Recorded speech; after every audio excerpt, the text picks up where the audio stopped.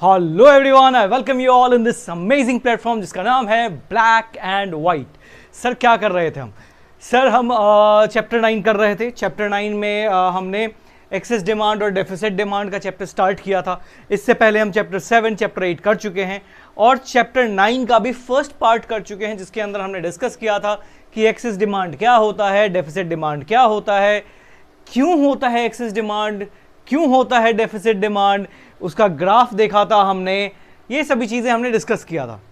आज उसी को एक्सटेंड करते हैं, थोड़ा और सीखते हैं उसके बारे में। एक बारी हम देख लेते हैं। ये था हमारा चैप्टर, अगर आपको ध्यान हो, excess demand and deficit demand, इसको कर रहे थे हम। ठीक है, इसमें कुछ कुछ पोर्शन हम कर चुके थे। एक बारी फटाफट अपने उस चीज़ को देख लेते हैं। लाइक हमने लास्ट क्लास में, याद है, एक बोर्ड पे पूरा बनाया था चार्ट। उस चार्ट को देखते हैं, वहाँ से एक क्विक रिकैप देते हैं 2-3 मिनट का, फिर बुक से रीड करते हैं और फिर आगे बढ़ते हैं। ठीक है, बढ़िया अप्रोच है, मज़ा आएगा। चलिए शुरू करते हैं। तो हमारे चलते हैं अपने बोर्ड पे, ये रहा, होपफुली वो सेव हो।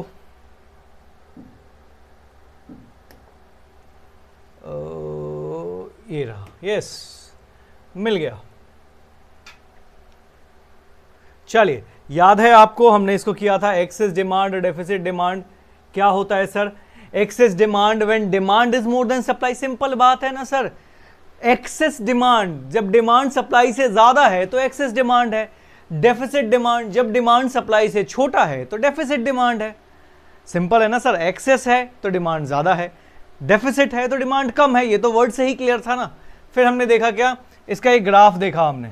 ये ग्राफ देखा, ADC plus I, C plus I plus change in investment, यानी इन्वेस्टमेंट एडिशनल आ जाता है, ज़्यादा कंट्री में इन्वेस्टमेंट, एडिशनल इन्वेस्टमेंट आ जाता है, तो उससे हमारी डिमांड ज़्यादा हो जाती है।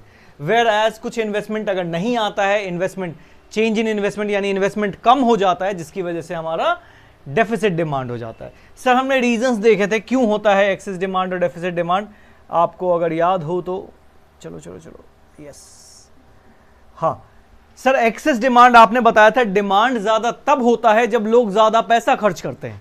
ऑब्वियस सी चीज है ना सर, डिमांड का सीधा रिलेशन है पैसे से। पैसा ज्यादा खर्च करोगे डिमांड ज्यादा जनरेट होगा, पैसा कम खर्च करोगे डिमांड कम जनरेट होगा। बहुत सिंपल सा लॉजिक है सर। आपके बगल में जो दुकान होगा उसमें भी देख लो, आप ज्यादा पैसा खर्चा करोगे तो उसके यहां ज्यादा डिमांड जनरेट होगी, पैसा खर्च नहीं करोगे तो डिमांड जनरेट नहीं होगी। ठीक है, तो इसी के लिए पैसा खर्च करना। तो एक्सेस डिमांड क्यों होता है? क्योंकि rise in house hold expenditure, government, increase in investment, reduction in taxes, rise in export, fall in import. याद है, समझाया था ये।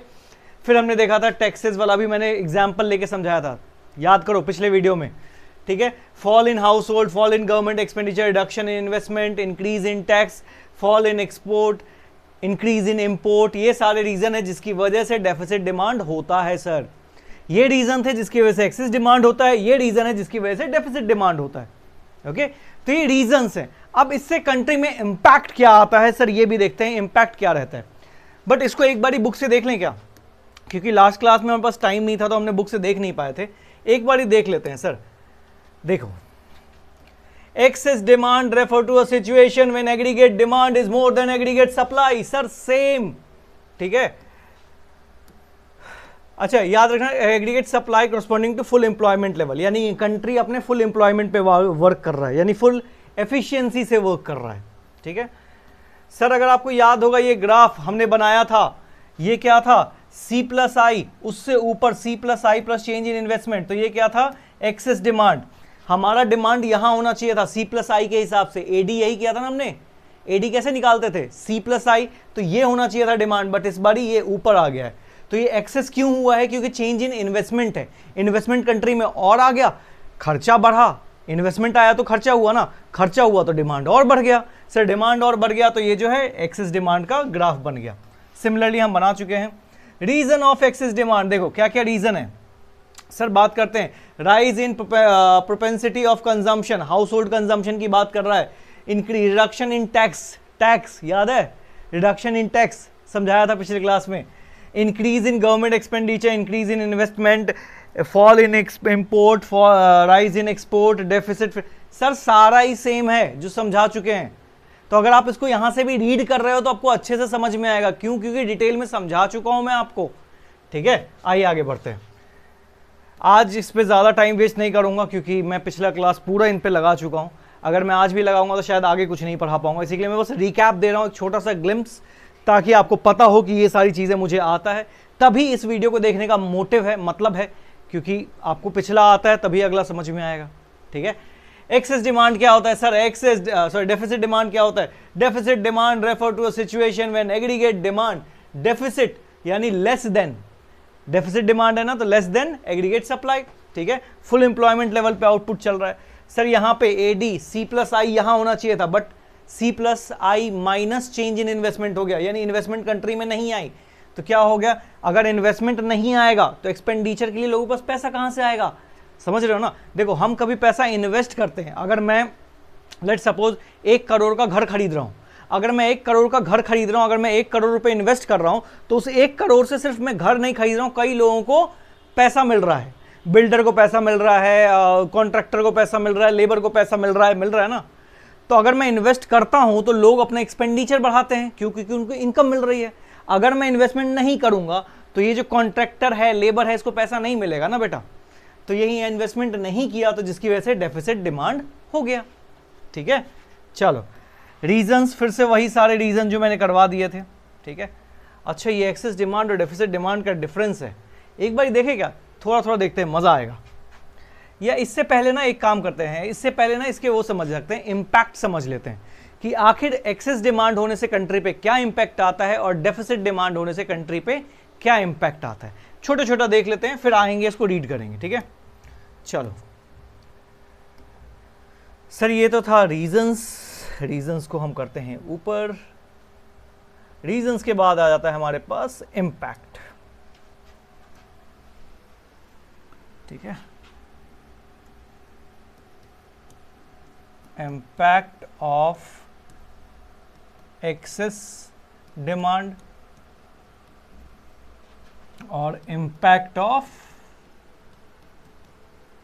Deficit demand. होपफुली मैं इसी साइड डेफिसिट, इस साइड एक्सेस कर रहा हूँ, ध्यान नहीं है मुझे, बट चलो कोई नहीं। तो एक्सेस डिमांड सर, अगर डिमांड एक्सेस है किसी भी कंट्री में, डिमांड एक्सेस का मतलब क्या है कि सर जैसे कंट्री में सप्लाई एएस एग्रीगेट सप्लाई है 100 यूनिट का और डिमांड आ रहा है यानी एडी आ रहा है 150 यूनिट का, तो ये क्या है? एक्सेस डिमांड है। एक्सेस डिमांड है यानी demand is greater than supply है सर, इसी बात को बोलते हैं एक्सेस डिमांड। हाँ सर।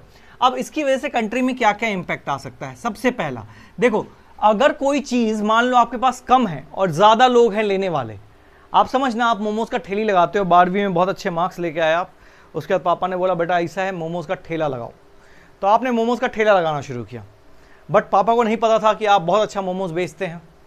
आपने मोमोज बेचना शुरू किया, आपके पास 100 प्लेट मोमोज के हैं और जो लेने वाले हैं वो 150 लोग हैं, तो आप क्या करोगे? सर प्राइस बढ़ाएंगे ना, क्योंकि 150 लोगों को तो नहीं दे सकते ना। अगर मुझे पता चलेगा कि मेरा प्रोडक्ट लेने वाले बहुत सारे लोग हैं तो मैं इवेंचुअली प्राइस बढ़ाऊंगा। क्यों? क्योंकि मैं सबको नहीं दे सकता सामान। ठीक है। तो यहां पे हम सीधे सीधे पहला इंपैक्ट क्या होगा? Rise in GPL. जीपीएल क्या है? General price level, general price level. किसी भी चीज का प्राइस बढ़ने लग जाएगा, या फिर आप इसको बोल सकते हैं राइज इन इन्फ्लेशन। इन्फ्लेशन, महंगाई आ जाएगी। सर ज्यादा से ज्यादा लोग खरीदने कोई चीज आ जाएं तो ऑब्वियसली बात है ना, वो महंगा हो जाएगा। इतना तो बिजनेस आप भी सीख गए होगे कि अगर मेरा प्रोडक्ट ज्यादा से ज्यादा लोग लेने आ जाए तो मुझे महंगा करना ही पड़ेगा। तो सर इन्फ्लेशन यानी महंगाई आ जाएगी। No change in employment. Sir employment में क्यों नहीं चेंज आएगा? ज्यादा डिमांड है तो ज्यादा लोगों को नौकरी मिलनी चाहिए ना। सर अगर आपको ध्यान हो, ऑलरेडी कंट्री फुल एम्प्लॉयमेंट पे चल रहा था, यानी अपनी पूरी इफिशियंसी लगा करके मैं 100 मोमोज बना पा रहा था। सर पूरी ताकत लगा के मैं 100 मोमोज ही बना सकता हूं। तो अगर मैं अपने फुल इफिशियंसी पे चल रहा हूं तो चाहे डिमांड कितनी भी ज्यादा आ जाए, मैं सप्लाई नहीं बढ़ा सकता। सर मैं सप्लाई नहीं बढ़ा सकता, समझ रहे हैं? तो एम्प्लॉयमेंट पे कोई चेंज नहीं आएगा। जैसे अगर आप बात करो कि लोग ज्यादा से ज्यादा BMW डिमांड करने लग जाए तो BMW क्या अपना प्रोडक्शन बढ़ा देगा? सर वो अपने ऑलरेडी मैक्सिमम प्रोडक्शन पे चल रहा है, वो अपना प्राइस बढ़ाएगा। समझ में आ रहा है? मैंने बोला क्या, एम्प्लॉयमेंट में कोई चेंज नहीं आएगा। क्यों सर? इसलिए नहीं आएगा बेटा क्योंकि कंट्री ऑलरेडी फुल एम्प्लॉयमेंट पे है। ये जो मैं 100 मोमोज बना रहा था ना, ये फुल एम्प्लॉयमेंट पे था। फुल एम्प्लॉयमेंट का मतलब क्या, फुल एफिशिएंसी लगा के ही मैं 100 बना पा रहा हूं। अगर चाहे 150 का डिमांड आए, चाहे 200 का डिमांड आए, चाहे 1000 की डिमांड आ जाए, बट मैं अपने एम्प्लॉयमेंट में चेंज नहीं कर सकता हूं क्योंकि I am at my maximum. Country अपने मैक्सिमम वर्क पे वर्क कर रहा है। ठीक है, क्लियर है यहां तक? और क्या हो सकता है सर? और कर सकते हैं जीपीएल हो गया, ये 3।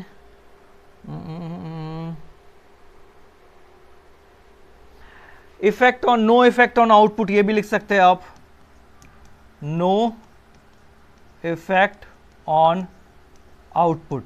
सर आउटपुट नहीं बढ़ा सकते हैं हम। ध्यान रखना, एक्सेस डिमांड है, इससे कंट्री पे क्या इंपैक्ट आएगा सर? कंट्री में महंगाई बढ़ जाएगी। अगर डिमांड ज्यादा है तो महंगाई बढ़ जाएगी। सर एम्प्लॉयमेंट पे कोई चेंज नहीं आएगा, आउटपुट पे कोई चेंज नहीं आएगा। क्यों? क्योंकि मैं फुल एम्प्लॉयमेंट पे काम कर रहा हूं। मैं और प्रोडक्शन नहीं बढ़ा सकता कंट्री का। कंट्री अपने मैक्सिमम पोटेंशियल पे काम कर रही है। जैसे अगर मैं आपको पढ़ाने बैठूं तो मैं ज़्यादा से ज़्यादा 2 या 3 घंटे आपको पढ़ा सकता हूं, वो मैक्सिमम है। 3 घंटे से ऊपर मैं आपको चाह के भी नहीं पढ़ा सकता। क्यों? क्योंकि आपका तो ये फट लेगा सर, दिमाग की नसें हिल जाती हैं, राइट? तो बेसिकली कंट्री अपने मैक्सिमम पे चल रहा है, तो यानी एम्प्लॉयमेंट और आउटपुट पे कोई चेंज नहीं आने वाला है सर। चलो, impact on DD, deficit demand. अगर कंट्री में डिमांड की कमी है, डिमांड की कमी मतलब क्या है सर? ASAT। अगर सप्लाई मान लेते, डिमांड की कमी है, सही है, सप्लाई, मैं 100 प्लेट मोमो सप्लाई कर सकता हूं बट डिमांड सिर्फ 80 की है, तो इसको बोलते हैं डेफिसिट डिमांड, जहां पे डिमांड सप्लाई से छोटा है सर। इससे क्या इंपैक्ट आएगा सर? अगर आप देखो, आप 100 मोमो सप्लाई कर सकते हो, ठीक है, 100 मोमो सप्लाई कर सकते हो, बट सिर्फ 80 की ही डिमांड आ रही है। ठीक है, आप रोज 100 प्लेट ठेली पे लेके चल रहे हो बेचने के लिए, लेकिन 80 प्लेट ही बिक रहा है। तो हम इसमें क्या हो सकता है सर?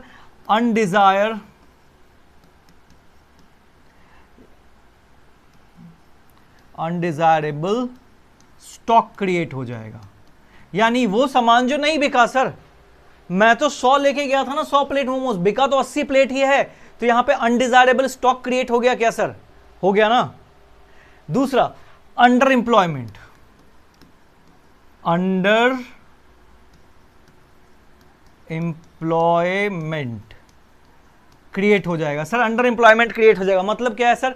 मेरी क्षमता है 100 मोमोज बनाने की फुल एम्प्लॉयमेंट पे, मैं अपनी पूरी क्षमता लगा के कंट्री 100 मोमोज बना सकता है, लेकिन बना सिर्फ 80 रहा है। क्षमता से कम काम कर रहा है ना सर। उसकी क्षमता कितनी है 100 मोमोज की, बना कितना रहा है 80, तो क्या है? अंडर एम्प्लॉयमेंट क्रिएट नहीं हो जाएगा? समझ रहे हो? अंडर एम्प्लॉयमेंट क्रिएट हो जाएगा। क्यों? क्योंकि मैं अपनी क्षमता से कम काम कर रहा हूं। जैसे आपको 2-2 घंटे पढ़ने की आदत है, मैं बोलूंगा आधे घंटे पढ़ के दिखाओ, तो आप क्या बोलोगे? सर मैं 2 घंटे पढ़ने वाला हूं, आधे घंटे तो मेरे बाएं हाथ का खेल है। तो क्या है? आपका फुल एम्प्लॉयमेंट 2 घंटा है, बट आप अगर आधे घंटे पढ़ रहे हो तो क्या है? अंडर एम्प्लॉयमेंट है। क्लियर है? गुड, ठीक है। अंडर एम्प्लॉयमेंट क्रिएट हो जाएगा, अनडिजायरेबल स्टॉक क्रिएट हो जाएगा। और क्या होगा सर? और होगा यहां पे लॉस ऑफ प्रॉफिट। एक पॉइंट होता है लॉस ऑफ प्रॉफिट, यानी बेसिकली बिजनेसेस, ठीक है, ये सारे पॉइंट हो सकता है आपके बुक से थोड़ा बहुत अलग होगा, बट सारे ही सही है। लॉस ऑफ प्रॉफिट का मतलब क्या है सर? आप यहां पे 100 यूनिट बेच सकते थे क्योंकि आपकी क्षमता 100 यूनिट बेचने की थी, बट आप 80 ही बेच रहे हो, तो आपको नुकसान हो रहा है सर। यहां पे मैं 100 प्लेट मोमोज बेच सकता था, बट मैं बेच 80 ही पा रहा हूं क्योंकि डिमांड ही 80 की है, तो ये जो 20 प्लेट का जो प्रॉफिट है वो मेरा नुकसान हो रहा है ना सर, लॉस है मेरे लिए। ठीक है, तो आई होप सो यहां तक आपको बात समझ में आ रही होगी। ठीक है, और क्या कर सकते हैं इसमें? चेंज इन, हाँ ठीक है, देख लो, ये involuntary, TERY, involuntary employment, unemployment, unemployment generate करता है। ठीक है, इनवॉलेंटरी मतलब क्या है? वॉलेंटरी वो होता है जब अपनी मर्जी से बेरोजगार रहता हूं, यहां पे मेरी मर्जी नहीं है बेरोजगार होने की, लेकिन फिर भी मैं बेरोजगार हूं। क्यों? क्योंकि डिमांड ही नहीं है सर। आप समझो ना, जब डिमांड ही नहीं है तो लोग आपको नौकरी पे क्यों रखेंगे? ठीक है, तो यहां पे क्या है, अनवॉलंटरी, इनवॉलंटरी अनएम्प्लॉयमेंट। ठीक है, अनवॉलंटरी अनएम्प्लॉयमेंट का मतलब क्या होता है सर? जहां पे हम अपनी मर्जी से बेरोजगार नहीं है, मैं काम करना तो चाहता हूं बट मुझे काम मिल नहीं रहा है। क्यों? क्योंकि कंट्री में डिमांड नहीं है। डिमांड नहीं होगा तो वो लोग मुझे रखेगा नहीं नौकरी पे। अब सोचो किसी मोमोज वाले का मोमोज का प्लेट बिक ही नहीं रहा है और किसी मोमोज के ठेले पे मैं काम करता हूं, तो मुझे नौकरी पे ही नहीं रखेगा सर। वो मुझे नौकरी पे क्यों रखेगा? जब उसका खुद के मोमोज नहीं बिक रहे हैं तो मुझे नौकरी पे नहीं रखेगा। तो उसको बोलते हैं involuntary unemployment. Involuntary unemployment means when the person is willing to work but not finding job. ठीक है, तो ये सारे इंपैक्ट हैं, समझना। ये इंपैक्ट है और ये इंपैक्ट है सर। बहुत प्यार से अगर आप चाहते हो ना तो इसको एक बार स्क्रीनशॉट जरूर लेना, क्योंकि मैं ऑलमोस्ट पूरा चैप्टर इसमें ना डालने की कोशिश कर रहा हूं। थोड़ा छोटा तो हो गया है but I think you can figure it out. अगर आपने इसको इस तरह से पढ़ लिया तो कोई चांस ही नहीं है कि आपको ये पूरा टॉपिक समझ में ना आए। होपफुली अगर आप जूम करोगे ना तो समझ में आएगा आपको, क्योंकि मैं पिछले क्लास से पढ़ा रहा हूं कि सर एक्सेस डिमांड क्या होता है, डेफिसिट डिमांड क्या होता है, डेफिनेशन, ग्राफ, रीजन, इम्पैक्ट, सारा बिल्कुल डिटेल में करवा रहा हूं। ठीक है, चलिए अब आगे बढ़ सकते हैं क्या सर? आइए एक बार बुक से रीड कर लेते हैं जो डेफिसिट डिमांड और एक्सेस डिमांड का था।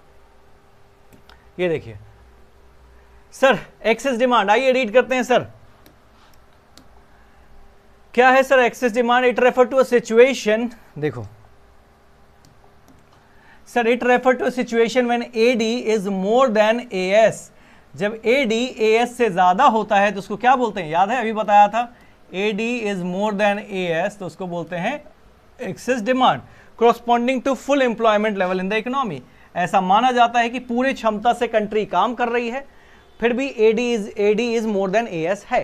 ठीक है, डेफिसिट डिमांड क्या होता है? Situation when AD is less than AS, जब वो AS से छोटा है और यहां पे भी कंट्री अपनी पूरी क्षमता से काम कर रहा है। ठीक है सर, यहां जो है ना ये इन्फ्लेशनरी गैप क्रिएट होता है, यहां पर डिफ्लेशनरी गैप क्रिएट होता है। सर ये इन्फ्लेशनरी डिफ्लेशनरी गैप क्या है सर?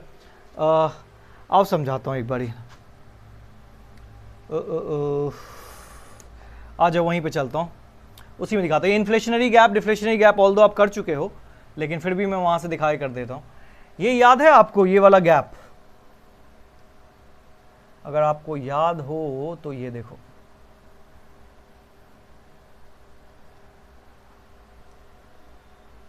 आ जाओ इधर, आ जाओ इधर, आ जाओ, आ जाओ, आ जाओ, हाँ शाबाश। ठीक है, अब देखना, ये जो गैप क्रिएट हुआ था ना सर, ये एक्सेस डिमांड में जो ये गैप क्रिएट हुआ था, ये जो गैप क्रिएट हुआ था, इसी को बोलते हैं इन्फ्लेशनरी गैप। इसी को बोलते हैं इन्फ्लेशनरी गैप। ठीक है, यानी एडी, एक्चुअल एडी और प्लान्ड एडी के बीच में जो डिफरेंस, जो गैप क्रिएट हुआ था, इसको बोलते हैं, क्या बोलते हैं सर? इसको बोलते हैं हम इन्फ्लेशनरी गैप। यानी इन्फ्लेशनरी यानी महंगाई।